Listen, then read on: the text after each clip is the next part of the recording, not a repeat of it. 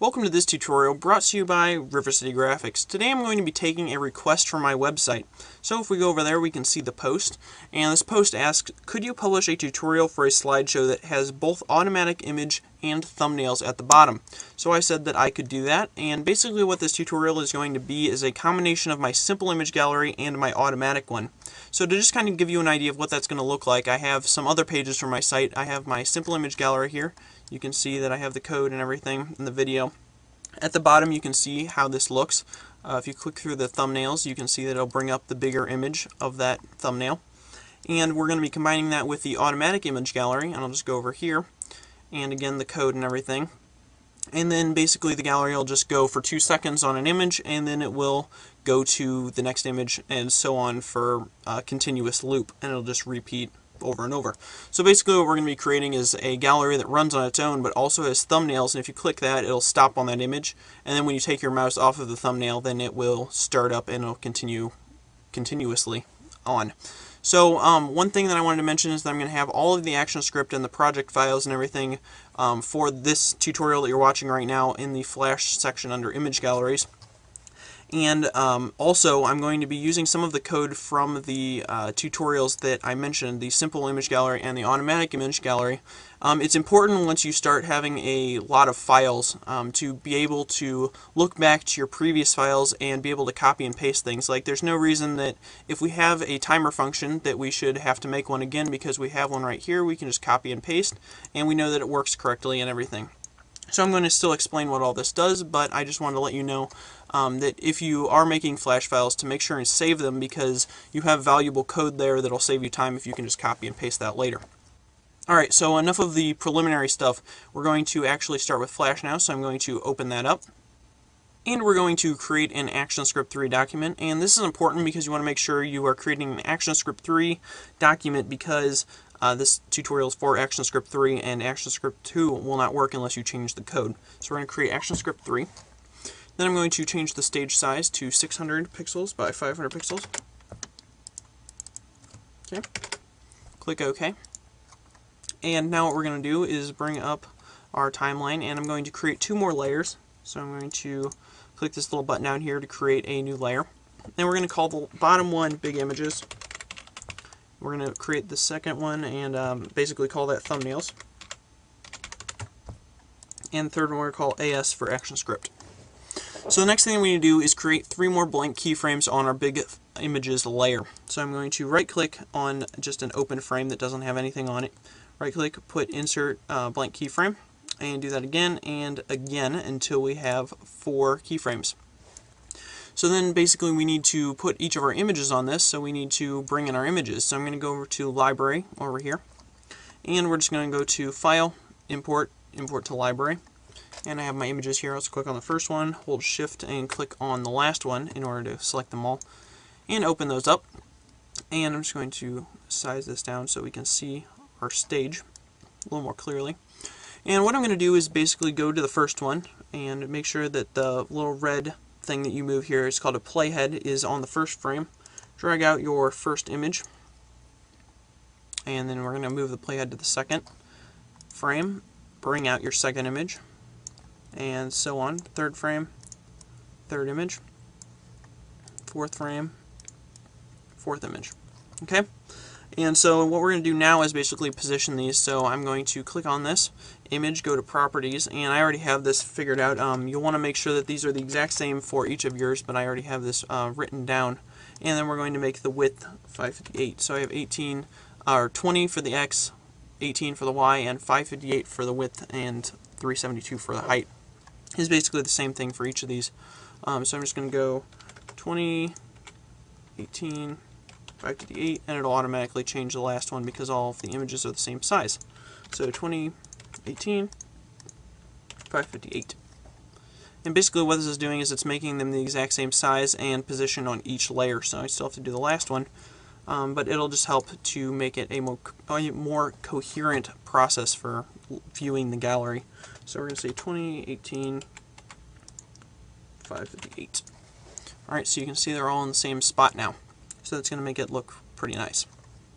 So the next thing I'm going to do is go up to the next layer, which is thumbnails, and on the first layer we're going to make the thumbnails. So we're going to go back to the library and we're going to drag out our first image. We're just going to drag it out here, and then put this one here, here, and here.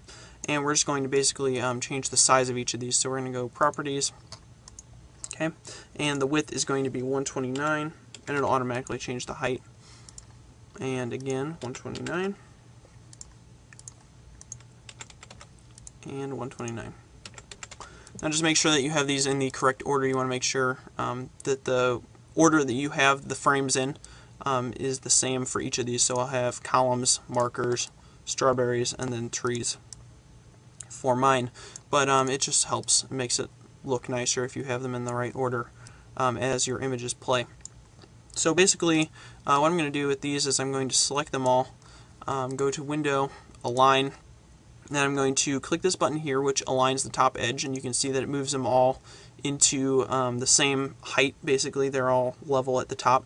And then I'm going to take, and since I have these butted up against the edges here of my big image, we're going to click this right here, which distributes a horizontal edge, and it's basically going to make the gap in between each of these images, each of these little thumbnails, the same width. You can see this one's different size than this one, and this one's definitely different size than this one. And if we click that, boom, they're all the same size. So that's a nice little tip for you. So what we're going to do now is basically convert each of these into a button. So we're going to click on the first one, hit F8, and we're going to call it BTN1, and click on the second one, hit F8, and again make sure that you have the type set at a button instead of a movie clip or whatever else you have. So we're going to take and put BTN2 for this one, BTN3, and F8, BTN4. Alright, so this next step is very important. If you're having issues, you might want to come back and check this step. You want to make sure that you go back to the beginning, and you're going to click on the first image, and you're going to go over to wherever your properties are, and it'll have an area for an instance name. And what you're going to do is type in BTN1 here, and we're going to type in BTN2 for the next one, and so on, BTN3, and BTN4. Alright, so now I think that we're ready to actually add some action script. So we're going to first, we have our action script right here. What we're going to do is basically take all of the frames that we already have, and I'm just going to hold Shift and select them all. We're going to move them all out one frame. Alright, now it's going to seem a little tricky right now, but I'll explain why we're going to do this later. So you're going to have one blank keyframe in front of everything, so you're now at a total of 5 frames across for each of your layers. So for the first frame, what we're going to do is add some action script in, and we're going to go to the actions frame. If you don't have that, you can go up to Window, and we're going to go to the actions frame, and I'm going to go back to my website, and on the automatic image gallery, I'm going to take and copy all of the code except the stop action at the top. So I'm just going to copy that and paste it in. So let me explain for a second what we have here. Real quick, I'm just going to label this so that we can remember what we have here. So I'm just going to hold the slash key, which is the question mark, and I'm just going to type in interval.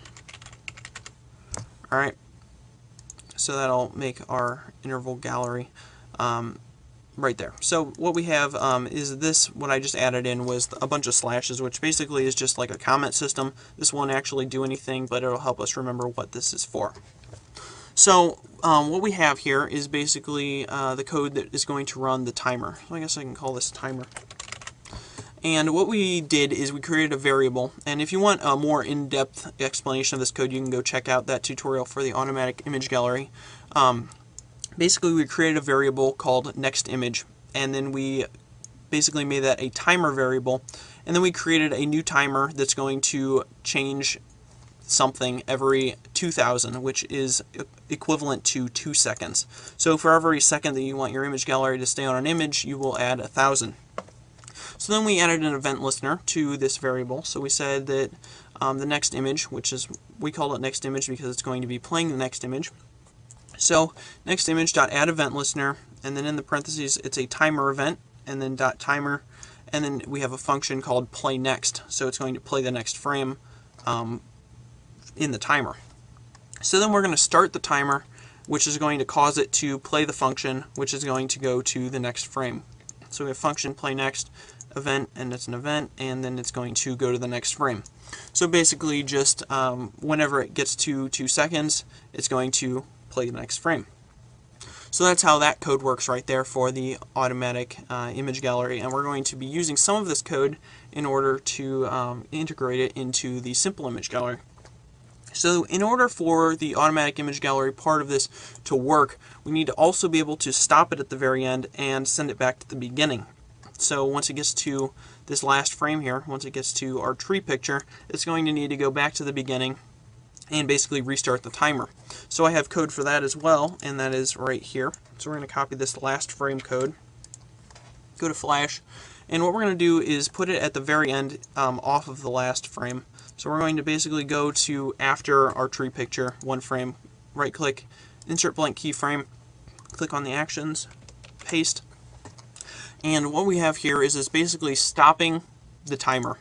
So it's taking and it's ending the timer from working. Then it's going to reset the timer, and this is probably the most important thing. We're going to be using both the stop and the reset further in the tutorial.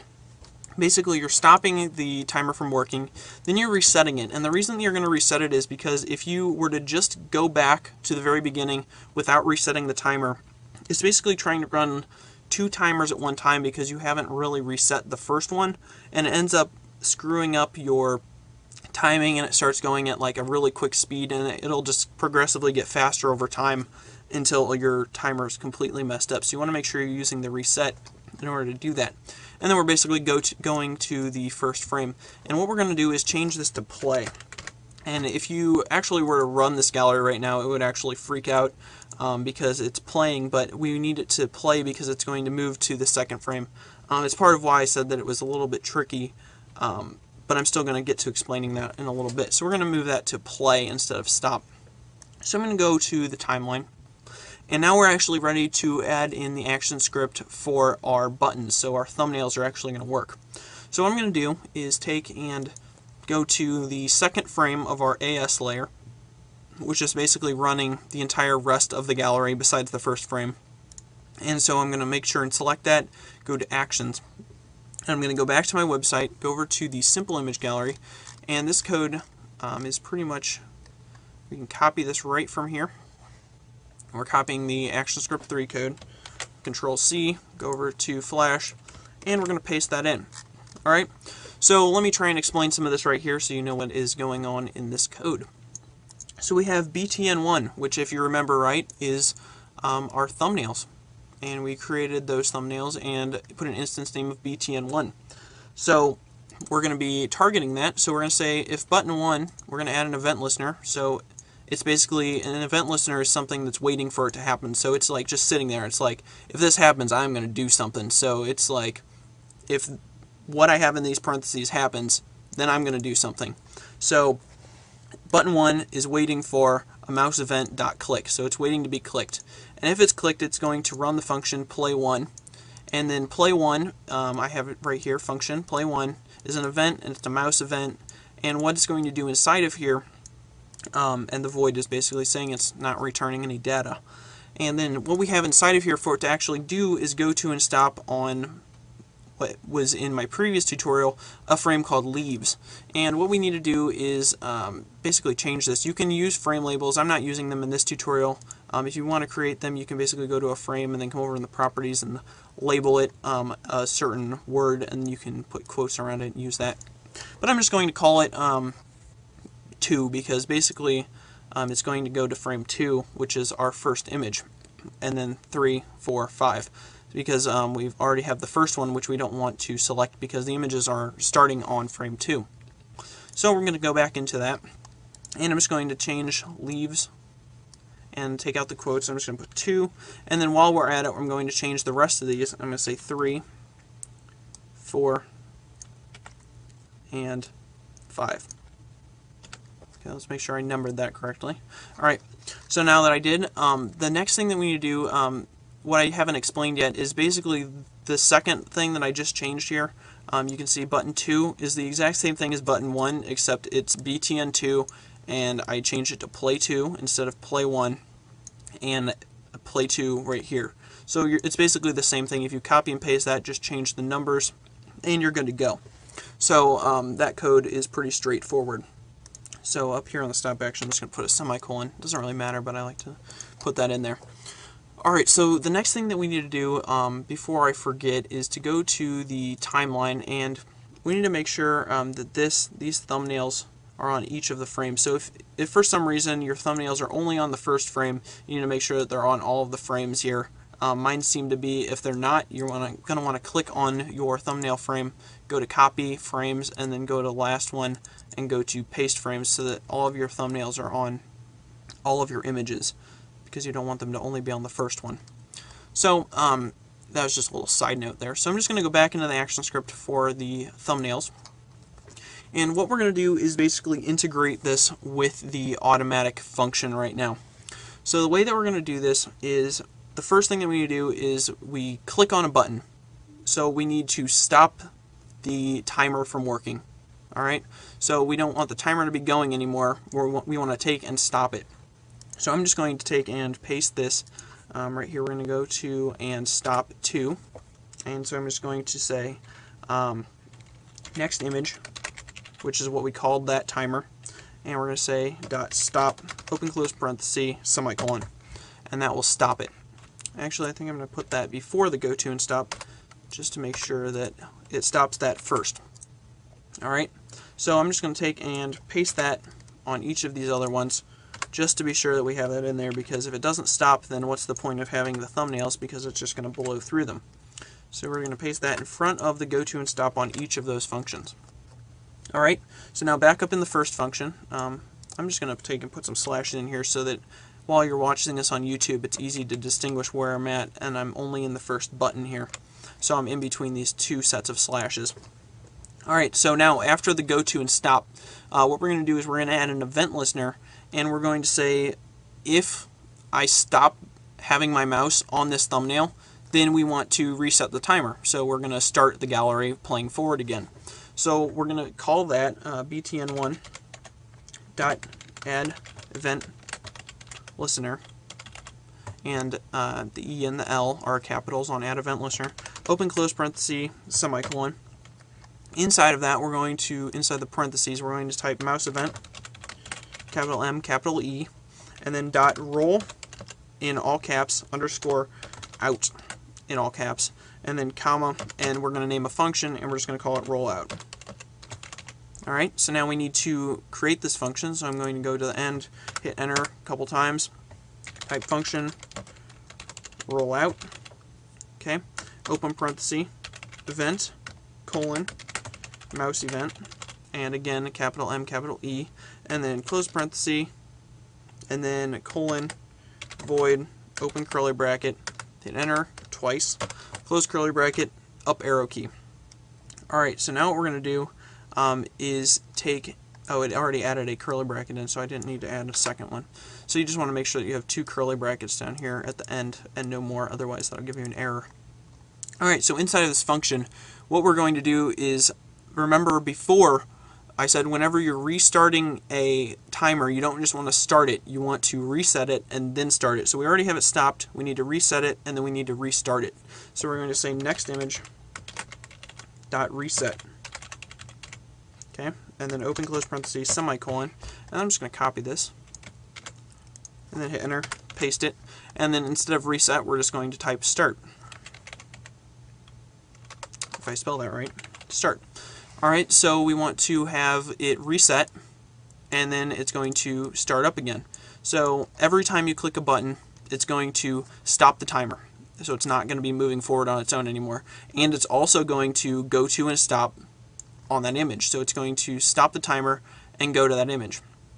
Then it's going to wait, and it's just going to keep going, keep waiting until you take your mouse off of the thumbnail. The minute that happens, it's going to take and reset the timer and then start the timer back up, and it's just going to keep playing through these big images again. Alright, so now let me try and explain, we still need to put this function on the other buttons, a little copy and pasting on that. But real quick, I want to explain why in the world we took and put this first image separately, or this first frame separately than the rest of it. Now what happened when I was testing this out is it would get to the last frame and it'd go back to the first frame, and every button except the first one would work. And I was wondering why that was, and I realized that it was not working because I'd have this interval stuff right here, this interval code, on the first frame, the first image of my gallery. And so every time it was going there, even though I was stopping it, it was still starting it up again with this code. So I just took and bumped it a frame sooner, and it'll cause a teeny problem, which I will show you how to fix, but it definitely solved the much bigger problem in the end. So that is why I took and put that on its own layer, rather than taking and putting it on the first layer of the gallery, or the first layer, the first image of the gallery. So let's go back into our code and finish that action script out. So I'm just going to take, and we already have the functions for each of these. So basically we just need to take from this first curly bracket here, so we're still leaving one behind, first curly bracket all the way up to the btn1 layer. And I'm just going to do Control-C.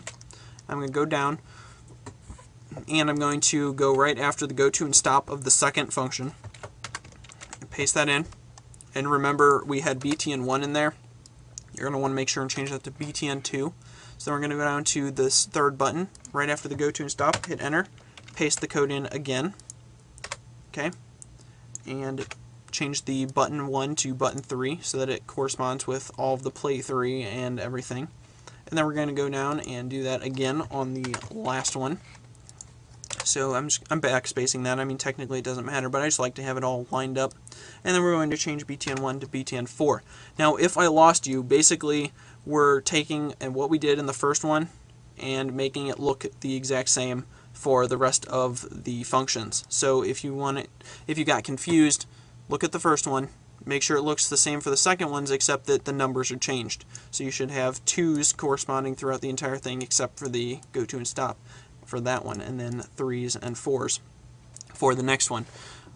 It's just basically copying and pasting, but it can get a little bit confusing. So if we've done everything right, I think that everything should be working. So I'm just going to go to File, Save As, and then we're just going to call this thumb.int. Save over the file I have, yes, and we'll do Control Test Movie. And let's see if this works. It appears to be working. So if we wait, it'll move on 2 seconds for each image, and it should go back to the first one, and so on, and it'll go on. So now if we click on an image, click on the first one, and wait, you can see that the timer has stopped. It's no longer moving forward, and as I move off, it'll go to the next image. So I can do that for each of these.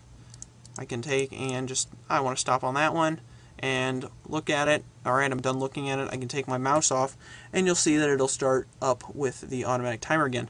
Now what you just saw there was a little flash. If you watch, once it gets to the trees and it goes back to the columns, you'll see a white flash. See it right there? That's the problem of moving everything to the first frame in order to fix the problem I was talking about earlier. So I'm just going to close this, and the way that we're going to fix this is basically by just, it's playing for one frame, and if you know anything about like film and animation, basically it's in 24 or 30 or even 60 frames a second. So in order to see 1 second of image, your eye is seeing 30 pictures. So basically 1 frame isn't going to make a big deal. You're not going to be able to tell that this one was up here for 1 frame longer. So what we're going to do is basically take and copy the first image. So I'm going to copy the frame, and I'm just going to paste it on from the big images, and I'm going to paste it on that first frame there. So you can see that now that image is no longer going to flash because it's showing that one for an extra, I don't know, 24th of a second. So you can see right there, depending on what our frame rate is over here, yeah, 24 frames per second. So you can see that it's got an extra frame there. And if we do the same thing for our thumbnails, then we will not be able to tell a change whenever it goes from the first one, or from the last frame to the first one. So we're going to do paste frames, and now you'll see, if we save this out, go to Control Test Movie, and I'm just going to go to the last one so that we can see it. You can see that there's no jump in there. So if it'll start and it'll go back, and there's no jump at all. because it's showing that other image for a fraction of a second in order for us to, or I can't really see that it's there any longer, and it works perfectly. So you can see that we've created a pretty nice gallery there, combining the two. Don't forget that you can get all of the code that I've been mentioning on my website, and I hope you guys learned something in today's tutorial. Don't forget to subscribe, rate, and comment. Thanks for watching, and I'll see you next week.